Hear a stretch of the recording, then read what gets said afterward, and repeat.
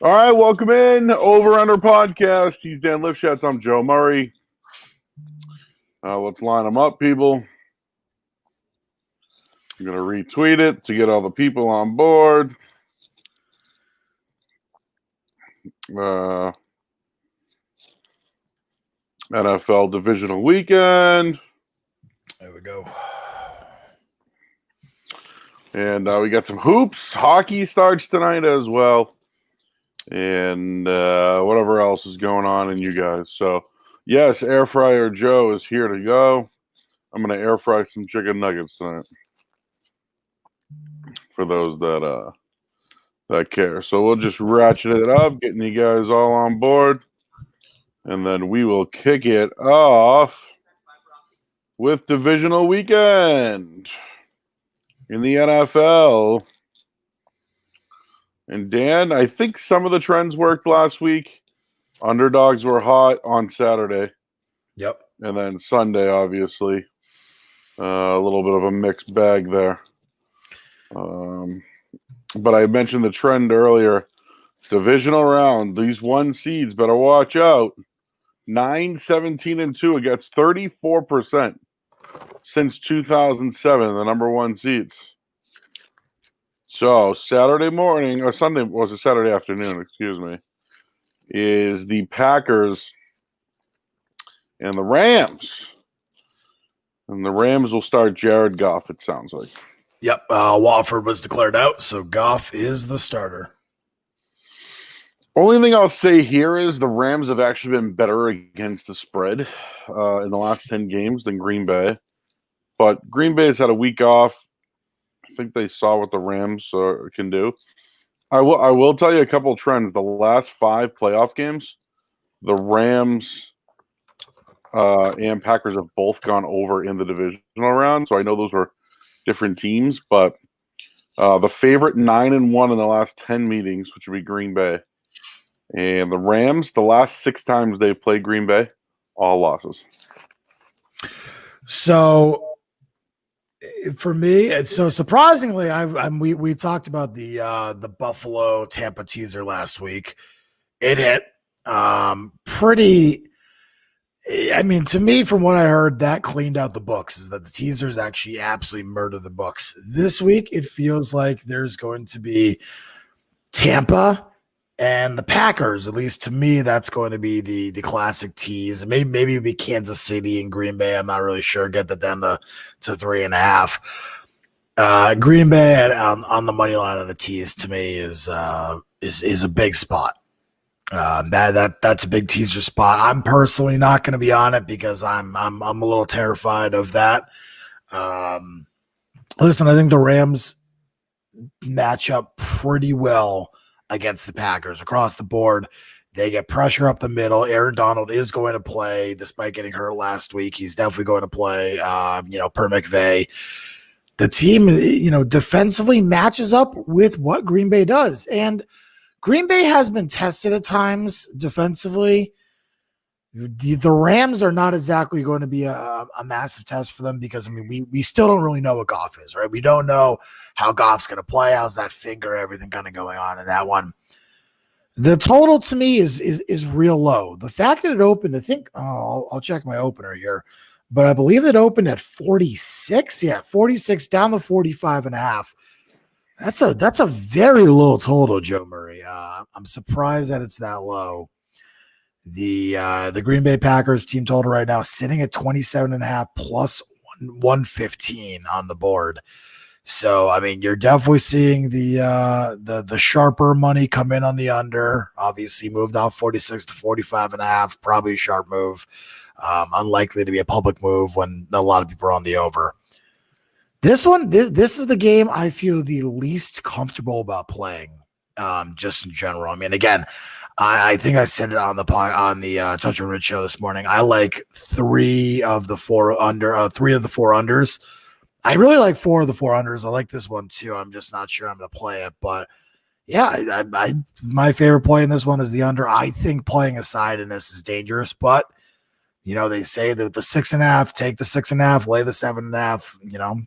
Probably go Rams. So it's down to 6.5 from that 7. I'm not sure it gets back to 7 by kickoff. We'll see. All right. I kind of lean the over in Green Bay because it's square, and that's just what everything has been. In general, I'm just starting to get that square feeling.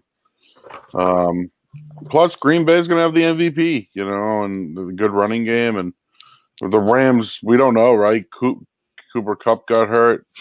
Donald's going to play, but he's hurt.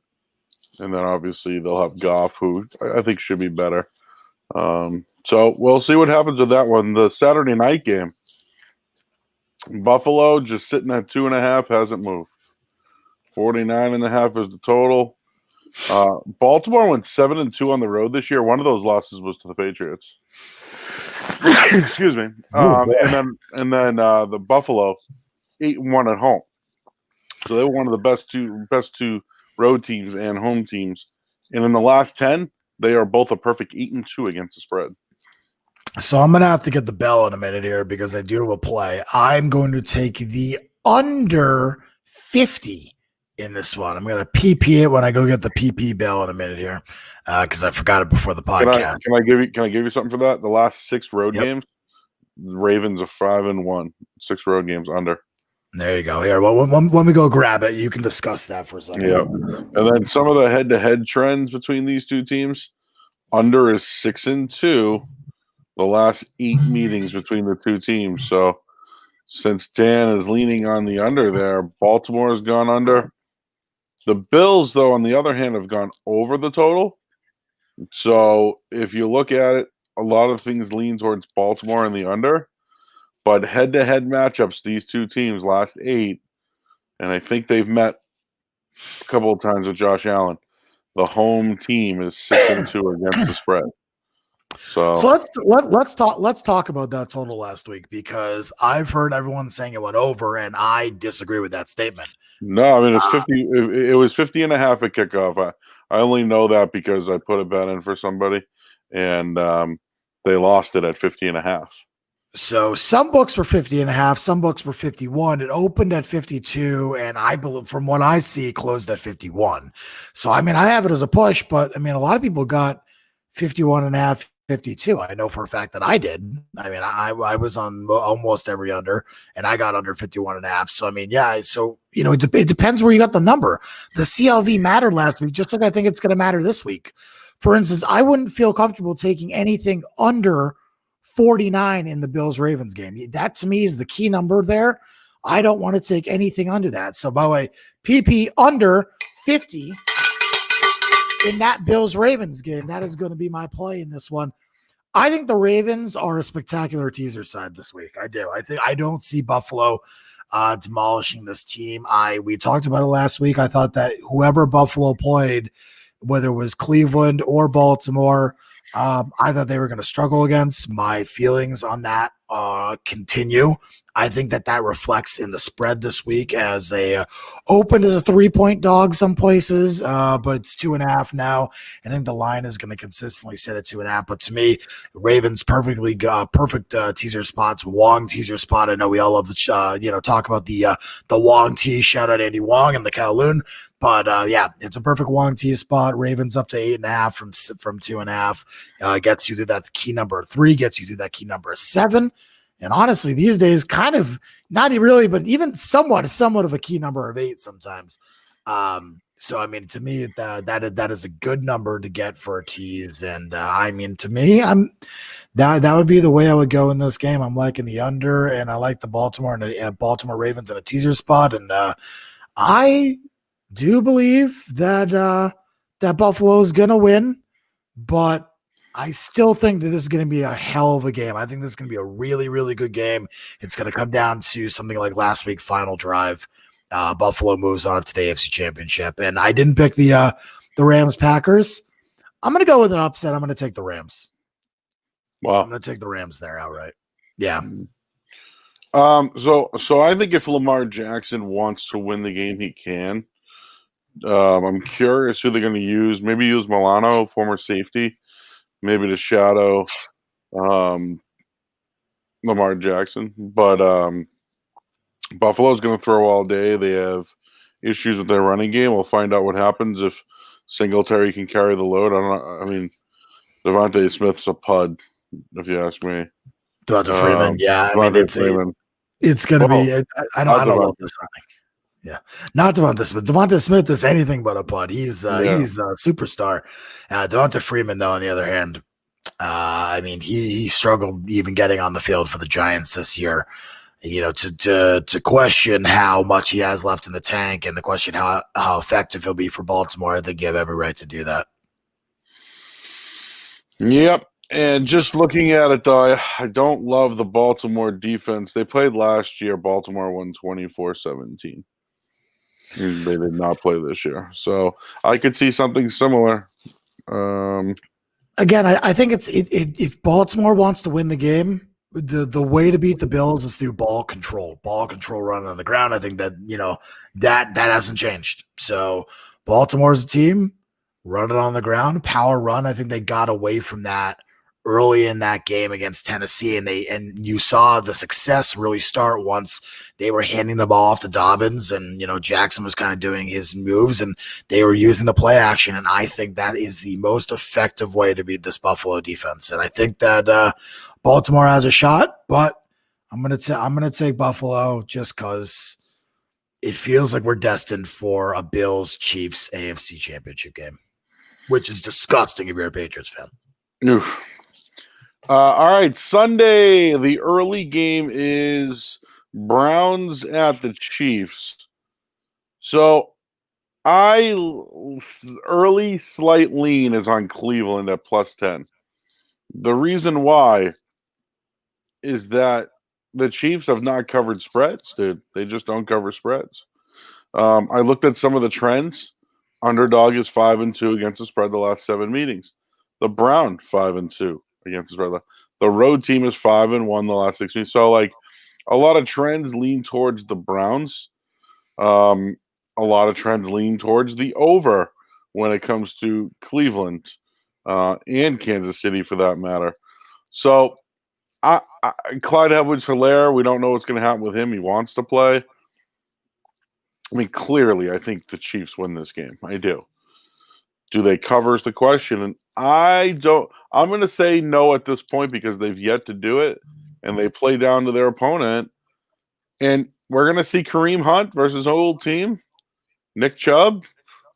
I think they're going to compete. I think they keep it within 10.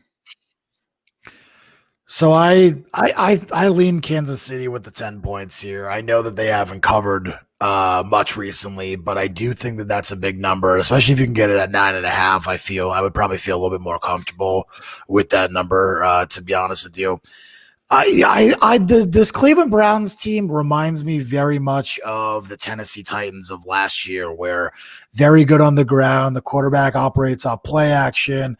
The defense is really good. But when it comes to scoring enough points to keeping up with Kansas City, they just can't do it. And I think that that's something that we're going to see here too.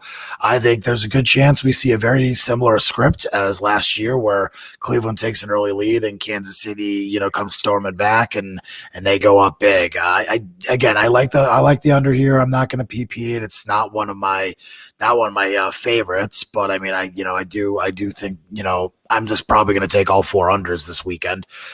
I do think that Kansas City is going to cover that big number. I think it's big for a reason, because I think that they're going to want some even. I think books are looking for even money on the Browns, and right now they're getting it. If you take a look at the actual bet percentages and money percentages, Cleveland getting 55% of the bet, 60% of the money. It's early in the week. It's only Thursday, so it's not not gospel to preach by. But I do think that that's the reason for the big number.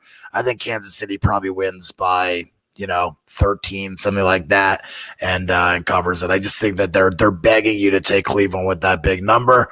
I'm not going to be fooled. I don't love anything in this game, but I lean Kansas City, and that would probably be my favorite play. I have Kansas City winning the game too. Usually I see a -10 and I go, yep, -10, book it, Kansas City. You know how you did that for Kentucky week after week after week? I did that with Kansas City, and I don't know. It's how I feel this week. Got to ride that trend, Joe. Got to ride that trend, and then you get a couple Kentucky wins in a row. Yep. And they lost the other night to Alabama. No, they didn't lose. They got murdered by Alabama. They did. So right now, I'm going to give it a couple more days, but I'm plus 10 Kansas City. Plus 10 Cleveland. The other thing is I'd be wary about teasing either of these teams. I'd probably stay off either way, 17 or down to 4. I would stay clear from the way that Kansas City plays. And then finally, we got the Bucks in New Orleans. Again, I think Tom Brady's too good for that team. That defense blows. Their running game was good. They only rushed 19 times with what's his face there, Fournette. Yeah. Fournette. So it's hard to beat a team 3 times in a row. I don't think New Orleans has been great. I do think Tampa Bay is going to score. I think that they're going to give up stupid plays to New Orleans. I'm saying this out of a rooting factor. I like Tampa Bay to upset New Orleans based off of New Orleans history in playoff games and choking. But let's face it, the favorite is owned this series this year. Home team is favored this series this year. Oh, well, the Saints have owned this shit. But the over is 4-1 last 5. The Bucks, the last 5 meetings, whoever the quarterback has been for the Bucks, 0-5. And they just have struggled, but the over has been 5-2 the last 7 meetings, so maybe the over is the play. Oh, if that's the play, I'm going to get screwed because I'm playing the under. Give me the PP, the under. Bucks, Saints, under 52. Again, now, the Saints have been keeping everyone under, too, so I'll give you that. I do. I think, again, this is 2 teams that know each other. It's a divisional game, so things can get wacky. We know that. That's nothing crazy. So anything in this game goes.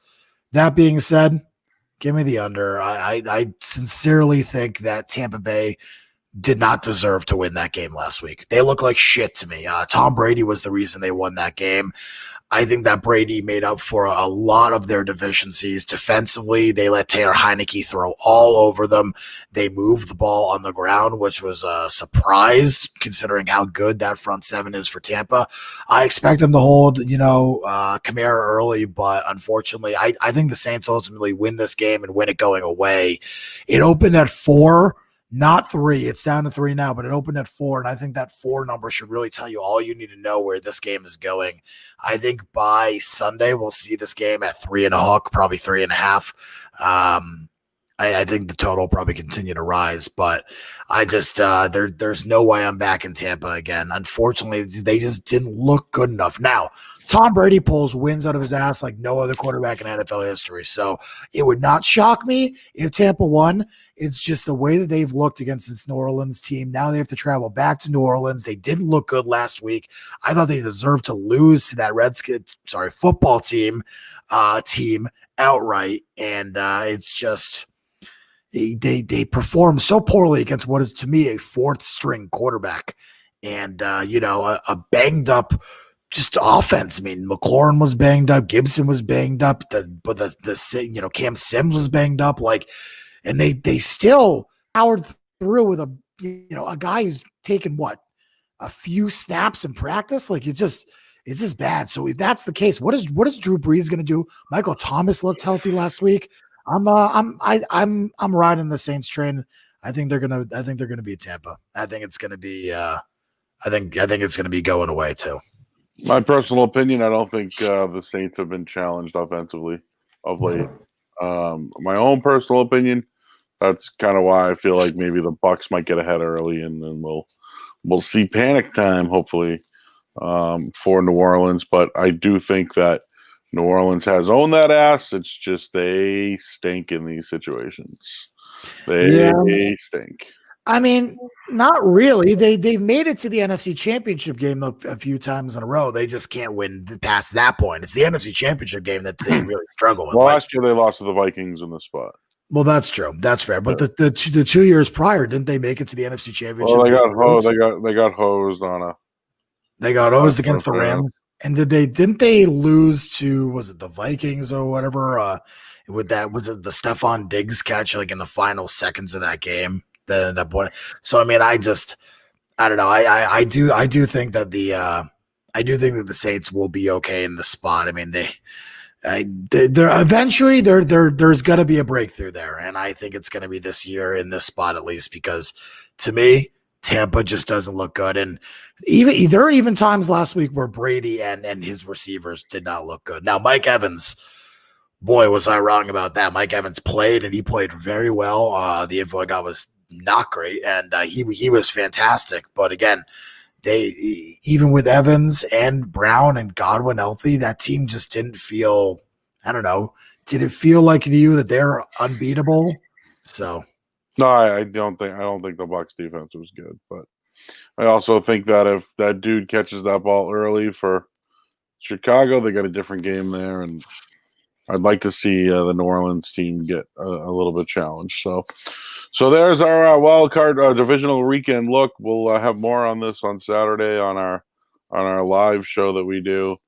We can take a quick break, and I want to get into some of these basketball games tonight. I got a couple underway here, and then there's a few that I like tonight that we can get into. We'll take a quick break here on the Over Under podcast.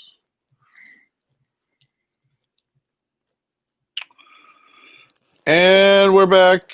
College basketball. There were some early games today.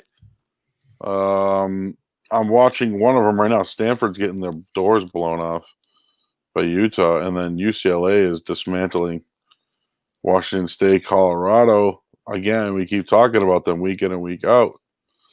They're a good basketball team, man, but Cal was down today, one of their best players.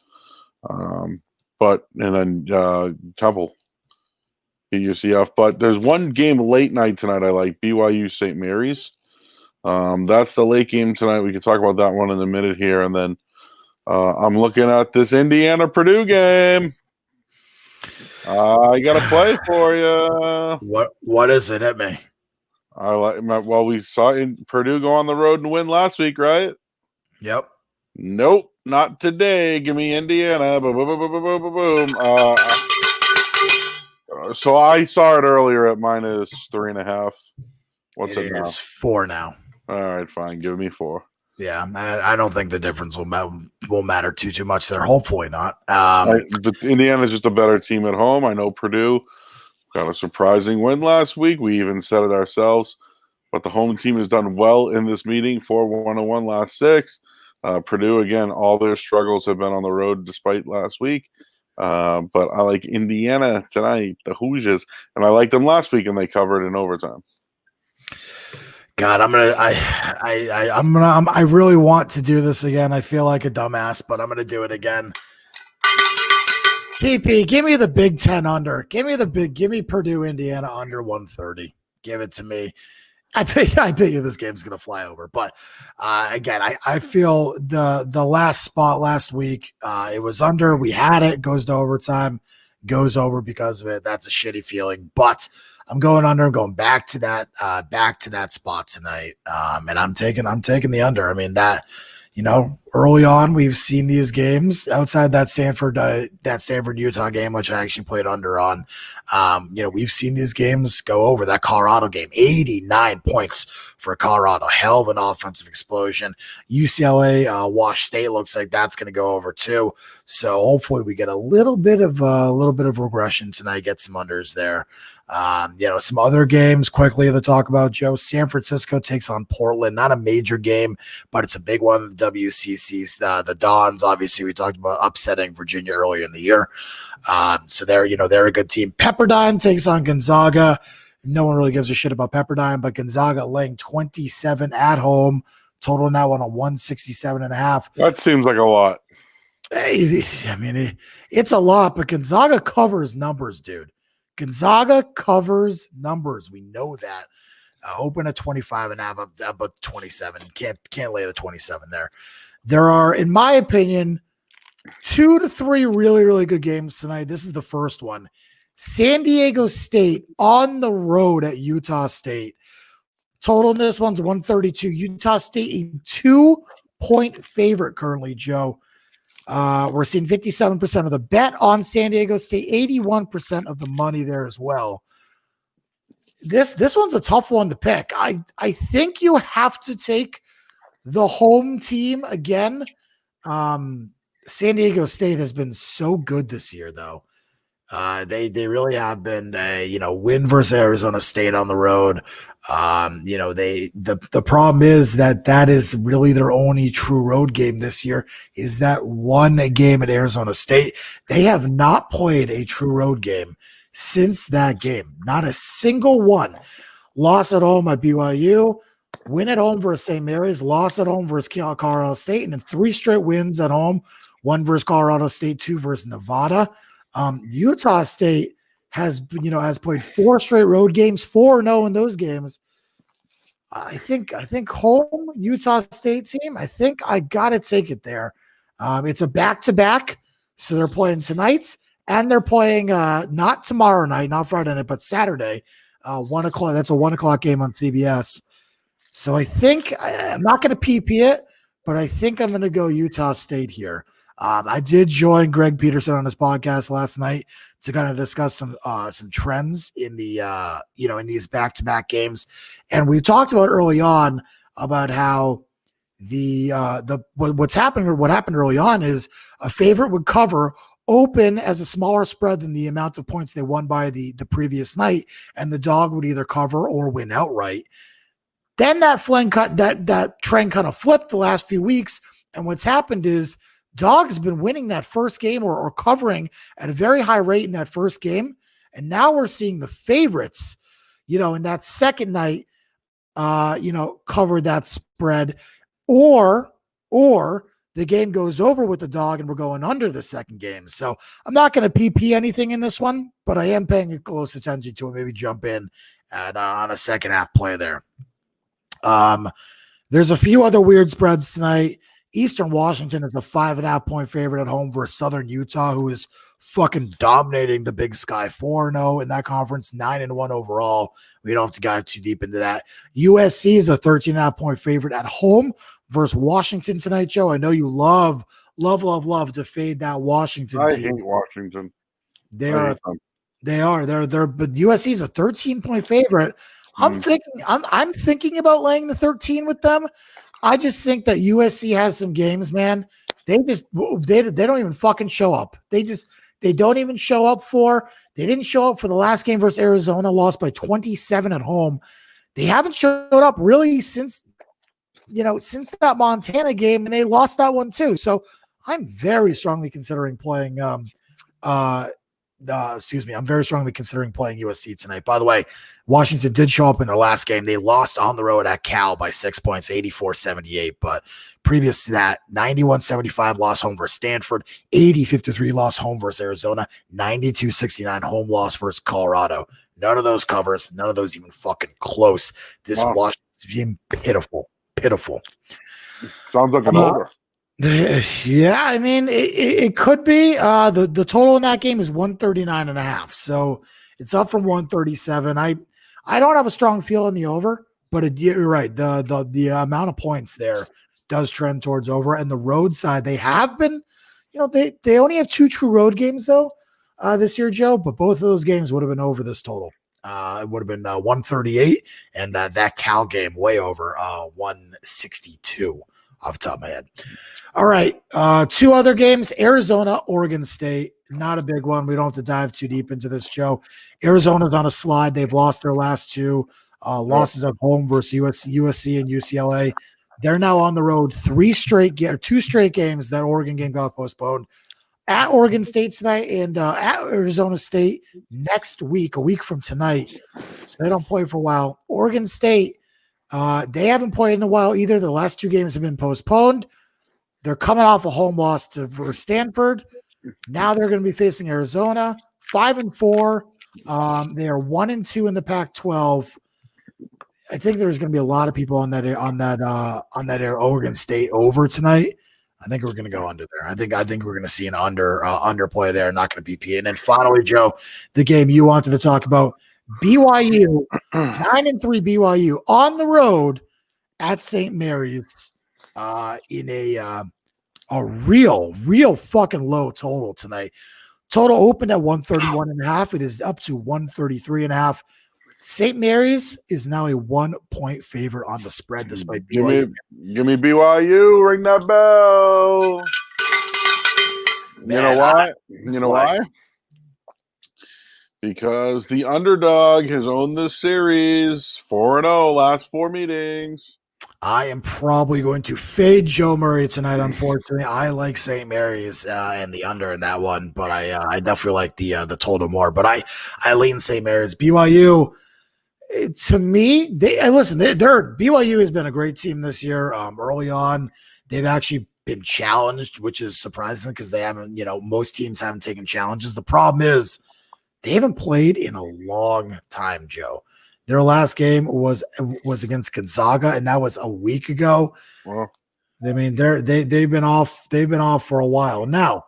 St. Mary's, okay, St. Mary's. A little bit shorter. They played the 9th, so a few days ago they lost at home to Santa Clara. So right now, it's not a bad spot to take BYU. Not to mention, they have a look ahead on Saturday at home versus Gonzaga, which is why I'm not PPing St. Mary's. So it's not a bad spot for BYU. It's just on the road this year. BYU, they've been really, really good. I just think eventually there's going to be a regression to the mean there, and we'll see. We'll see what happens. But I do lean more. Lean more of the total, and maybe I might put that out on Twitter later if it continues trending in the direction that I'm seeing. Well, and I'm shocked that Utah is blowing the doors off of Stanford right now.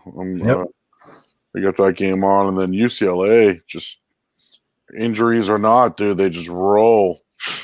That is a damn good UCLA team, man. I don't think you can argue it. I think it's the coach, man. He's just done really good things with good programs the last couple of years.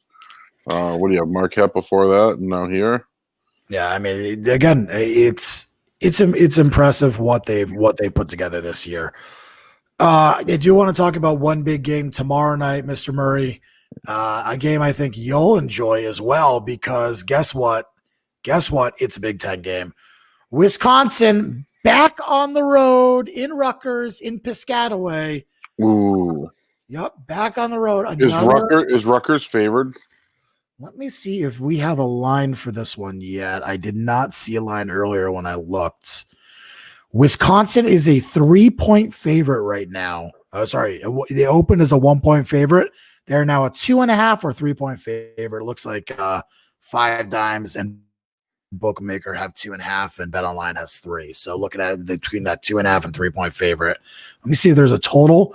135. It's already up to 135 in that Big Ten Friday night matchup. Interesting.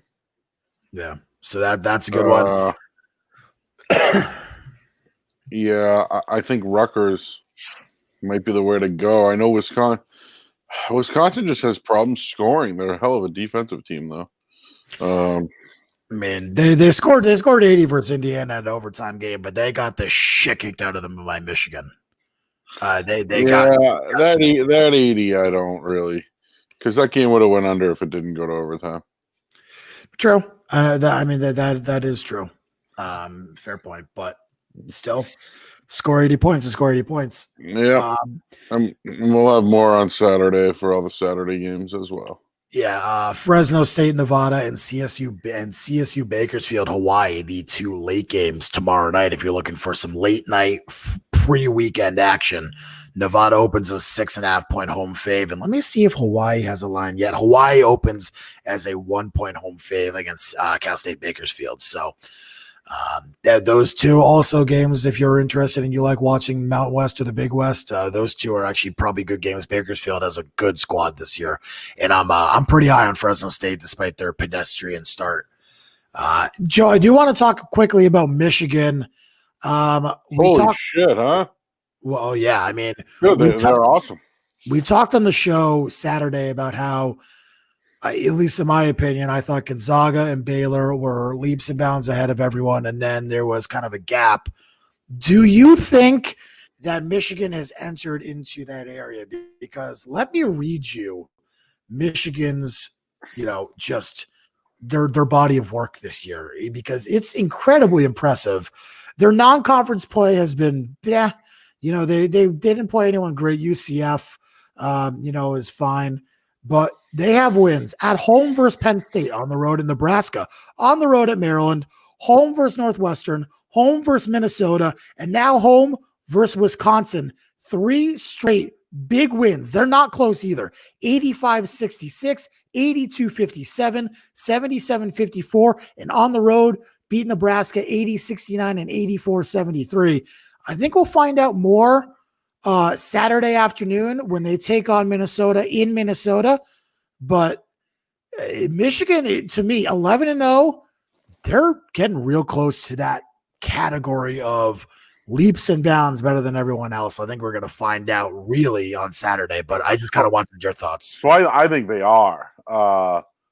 I think that, dude, they went over that coaching staff the other night when they were blowing out Wisconsin. Like, they're good. They can shoot the three. They can work it inside, outside. They can do the pick and roll. And they play good defense as well. They just have a lot of length on their team.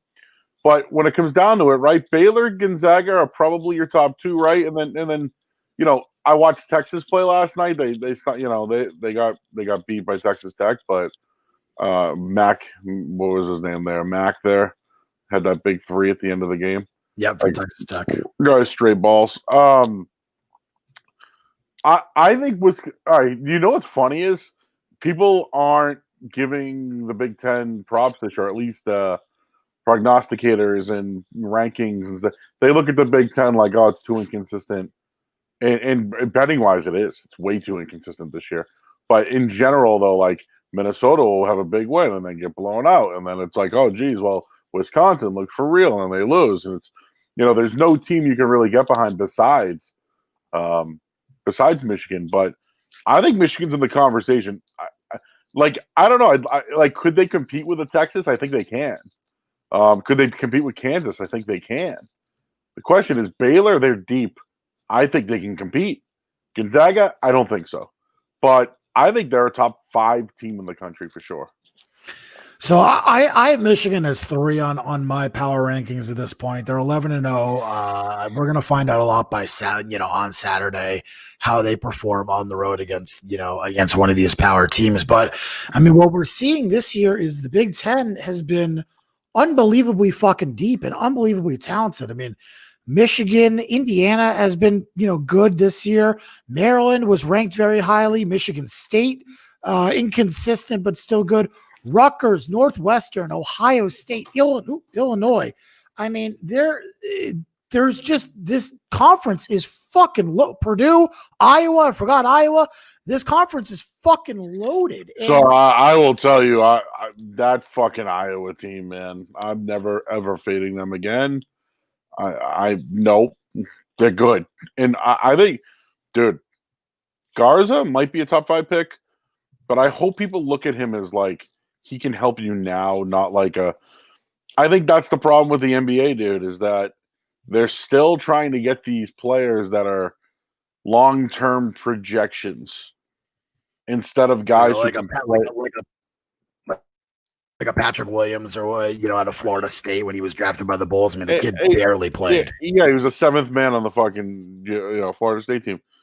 But Jonathan Isaacs was a good pick because you let him play, you let him grow. Granted, he got hurt, but he's a good pick because the kid was 17 or 18 at the time. I get it. All I'm trying to say is, if Chicago's there this year and Luka Garza's available, they should look at him. And I know we're not really, it doesn't. All I'm trying to say is I think Garza is a true stretch 4 in the NBA that I think he might not have long-term.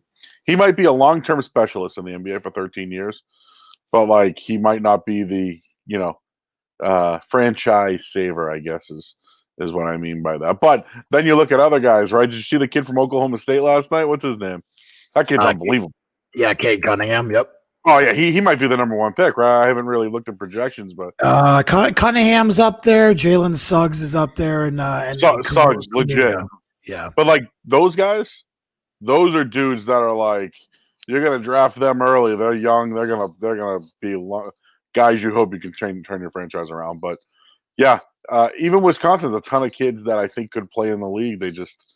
they're probably just going to be specialists as well. But long story short, the Big Ten is something. And dude, we missed out on Michigan State, Iowa, and then we missed Iowa Gonzaga earlier this year.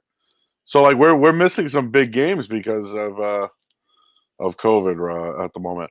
Go ahead, Dan.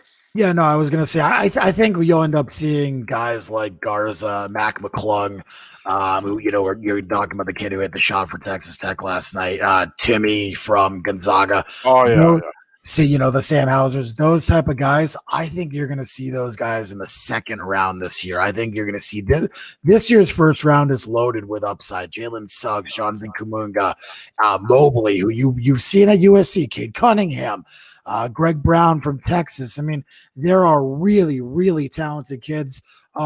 James Bouknight, who I don't know if you've seen him from UConn. Yeah. I mean, these kids, they're fucking talented. There's one kid, and I haven't talked about him a ton, but from Illinois, Ayu Donsumu. Yeah, he's this guy. Yeah, we talked. I mentioned him around the holidays. He's impressive. To me, he is going to be the sleeper in this draft. I think that kid is going to be fucking fantastic in the NBA. He has the makings of an NBA player in my mind. And all I'm trying to say is like these kids, all those guys you mentioned, they're probably first lottery picks, whatever. They're long-term guys that you hope can change a franchise. And I'll just use the name Adam Morrison years ago. Morrison was a great player at Gonzaga. Just should have never been the number 3 overall pick to change a franchise. He failed. Right, and I do think that has been the adjustment recently. Zaire Williams is the other kid from Stanford who. And I'm watching him now. He's good, but again, I think that but I think you're looking at a draft this year that has really 7 really, really good potential players in Suggs, Kumunga, Mobley, Cunningham. Jalen Green's another kid who I haven't really seen much of because he hasn't played as in the G League this year. But Zaire Williams and Greg Brown. I mean, I think that there's a lot of kids who are legitimately in that top 5 and I think you're going to see Garza as a second round pick. Yeah, Brown from Texas. I watched him last night. He's legit too. Yeah. Breaking news: Urban Meyer has accepted the Jaguars. So my question to you is, who does he draft number 1 overall? I mean, it's really not that difficult. He's going to take Lawrence. I mean, it's you don't do anything. Even though he might have been involved with the field stuff years ago. Yeah, I mean, he's gonna take Lawrence. Urban Meyer would have to be fucking crazy. I'm stirring the pot. I know. No, I get it. All right, and there's. So I want to get into the Harden thing after this, but there's 2 games on TNT tonight. The Rockets are on television against San Antonio. San Antonio is -7. The spread is 218, down from 222. I'm going to bet the Golden State game later on. I like what Golden State's been doing. I'm probably going to take the over. I'm still looking at it, but I mean, I'm bored. I'm at home, fucking, TNT, national television. Any action on this Houston-San Antonio game? I do like the under in that game. That would be the way that I would go in that one. It's down to 219 right now. That'd be the way that I would look in that game. I'm hoping that we're gonna see a little bit before tip off. It gets up to 220. That would be the way that I go with it, at least in my opinion. What the hell's the lineup tonight for Houston? Do we even know? So we don't. Does Oladipo play? I'm not sure if Oladipo has been cleared to play. I doubt it because of all the COVID rules. I doubt that these guys can be cleared to play for a few days. I think you're going to see a lot of Christian Wood, a lot of DeMarcus Cousins tonight. I mean, right now the Spurs are a 7-point favorite. They open at 7, which is, I guess, a fairly decent, line. John Wall, I think. DeMar DeRozan probable for tonight. Yeah, so Brown, McLemore, Tate, Tucker, Wood. That's it. 1, 2, 3, 4, 5. Yep. So Wood, as you mentioned, PJ Tucker, McLemore, Tate, Brown. That's an under. Okay, yeah. John Wall is not playing. And Oladipo is not playing. Eric Gordon's not playing. Dante Exum obviously out right now. Jesus So I mean, Christ. yeah, there's a lot. Demarcus Cousins is playing. It looks like so. Okay. But I mean, it's again, yeah, the Rockets side is a rough side. I would not be shocked if they have trouble scoring points tonight. So I'm leaning under on that, especially with the total opening so high. I was surprised when I saw the total open at 221. So yeah, to me that is an underside. In terms of just like straight up sides tonight, I kind of like Philly. I kind of think Philly, especially after all the trade talk from Harden, Joe, it would not surprise me if Philly comes out and fucking kicks the shit out of Miami. I mean, I think that Miami's, struggling out of the gate here. And I think that, they're fucking, they're pissed. They're pissed. I will tell you the sharpest side easily tonight, though, without a doubt, is that Toronto side. I believe Gordon Hayward is out tonight, Joe. Yeah, I saw his probable. I haven't seen yet if he was out though. Okay, well, it opened at 7. It's up to 10. I know. So maybe that's the case. Yeah. Yeah. So I have not. I believe that we're not positive yet. I believe he's questionable. Sorry, they just moved it to doubtful, so he's now doubtful for tonight. He was initially probable, moved to questionable, and now doubtful. So that's the move from 7 to 10. I still think the Hornets at 10 is too fucking much. Toronto to me right now just does not look like a team that can blow anyone out. I'll probably be jumping on a live line there with the Hornets. And going under that. Man, I feel so fucking square, but I do think Charlotte is the right side even there still. And again, I do think Philly is the right side there. I think I would take Philly in the points in that one. Friday slate. I get before we get to the. Well, just real quick, what do you think of that What do you think of the Warriors game? Oh, okay. Well, I didn't touch on the the Warriors. Yeah, it looks like they're 2 late games tonight. The Pacers I wouldn't touch, just because they're going to be, without Oladipo, obviously. The Warriors, I mean, listen, they blew the last game to the Pacers. They were up big in that game. They were up the entire game. To me, this is a stay away game. Denver's finally starting to play better. I know they're 2-4 at home, but it looks like the things finally started to click from them. Maybe they had a playoff hangover from last year. And I don't know. I mean, the total has dropped a lot. 231 to 225 is a big drop. I think I'd probably stay away from the total for me personally. Cool. People are asking me why I'm not in my basement just sitting there. My call gets over. I work another job, and so it gets over between 5:30 and 5:45, and then sometimes my boss calls me and I have to be by the computer. And so I sit here, and then all of a sudden I realize that, we got to do the podcast. And then it's too much for me to go from here to downstairs. I'm lazy. So I would just wanted to just let everybody know. Sir, who asked about the Purdue game, I gave out a PP. You should go listen. All right, so we got that game, and I was leaning over on that Warriors game. What should I do there? I don't feel confident about anything. I think that's one I'm gonna have to sit out. Warriors are 5-0 against the spread the last 5 meetings. The over 8-3, but the under is 5-2 the last 7 meetings, and that's of course because nobody ever played for that team. All right, and then the Harden thing. Let's quickly talk about Harden, and then we'll get to Harden. Is that okay with you? I just want to quickly talk. Yeah, and then I just want to sneak in some hockey bets maybe tonight before we end this bad boy. Sure. You want to? Okay, fine. Let's bang out Harden right now. We'll bang. Let's bang out some. Let's bang out some hockey. My take on Harden real quick is I think it's gonna work whether Kyrie's there or not. Fuck Kyrie. I think Harden and Durant are gonna work out because Harden's a great facilitator. And at some point, fuck Kyrie. I think they can do it without him. That's my take. All right, let's bang out some hockey. Then we'll revisit that, and I'll give you my take on the Harden side because I think that it's definitely interested. Definitely interesting. It's a massive fucking trade around the league. The Bruins tonight taking on the Devils. They'll have Marchand, no Pasternak. Yeah, so no Pasternak. And by the way, every game went over last night. Every game. The Tampa Bay did not go. Did not. Yeah. Yeah. So, yeah, I mean, look, they're in a conference. The Bruins are in a division this year that I think is going to be incredibly hard.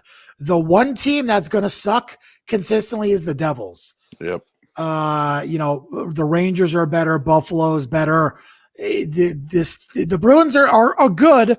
I just think their division got significantly harder. No Detroit, no Ottawa. I know that you get rid of Tampa, but I mean, you're bringing in Philly, who is not quite as good, but pretty much on the level there. To me, no Toronto, who I think is probably one of your worst teams in the division still, which is crazy. To me, your division got much harder. And if you're a Bruins fan, I think you're going to be a playoff team. I just think it's going to be borderline. I know people have wanted to talk about that. If you have something, one of my friends who is a big hockey guy, I will give him a little bit of a shout out. His name is Bryce. He's one of the smartest hockey people I know, and he's going to love hearing that because I fucking hate telling him that he's right. He is big on the Blues under this year, and I, after doing a little bit of research, very much jumped in on it with him. I think that team especially is going to struggle this year. Now, just in regards to the Bruins, I expect under. Okay, division's tough. You have the goalie, but again, I question the commitment. I do. I know everyone still fucking loves the guy and wants to give excuses for him. The inconsistencies from what we heard from the general manager and the player don't line up. One guy says there was no emergency. One guy says there was an emergency. I'm going to choose to believe the player just because I feel like I have to. I feel like I have to take the guy at his word that there was an emergency. But the commitment question is there. To me, there are legitimate commitment questions. What happens if we get to another bubble? What's going to happen with that? He was already talking about leaving the bubble before he left for the emergency. Never came back. Was playing golf, regardless of what you want to believe. There's that rumor is out there. There's a lot of people who believe he was playing golf, myself included. I feel the Bruins this year. They're going to be good. I think Chara, the loss on the penalty kill is going to be huge. Maybe not early on, not this game, but just in general is going to be huge. Tonight, I like the under in the Bruins Devils game, Joe, and I lean the Devils tonight. I would not be shocked if Boston came out flat. I was looking at the under as well. I think the defense will make a mistake at some point, but they'll play okay in their first game, I think. But overall, Dan, I think that defense stinks. I think they're young. You're going to have to find out what you have in Zaboral. I think it's going to be interesting. I'm excited to watch the game tonight, honestly. I haven't seen a Bruins game in, since the playoffs. I'm, kind of like all you guys, I'm fucking excited to see this team play. I am just worried that they're back. They're very young back there. I think against a team like the Devils, you can take advantage where they don't have a guy like Taylor Hall anymore, but just in general, not exactly, a formidable defense. And if they make the playoffs, probably the worst defensive core in the playoffs. That's my guess right now. You have anything for hockey that you wanted to take? So yeah, I was looking at. I feel like tonight might be the way of the under. I'm interested to see what Washington looks like tonight. You got Islanders, Rangers. Rangers are taking a step back with a new goalie. Detroit was bad. I mean, think about it. All these live home teams, dude. Like all these home underdogs tonight. Like there's money all over the board.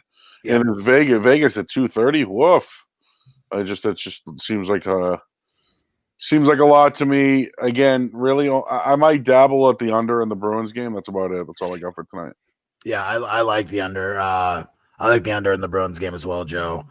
I do think that this is going to be more of a defensive game, and especially after last night, you're going to see a shitload of overs.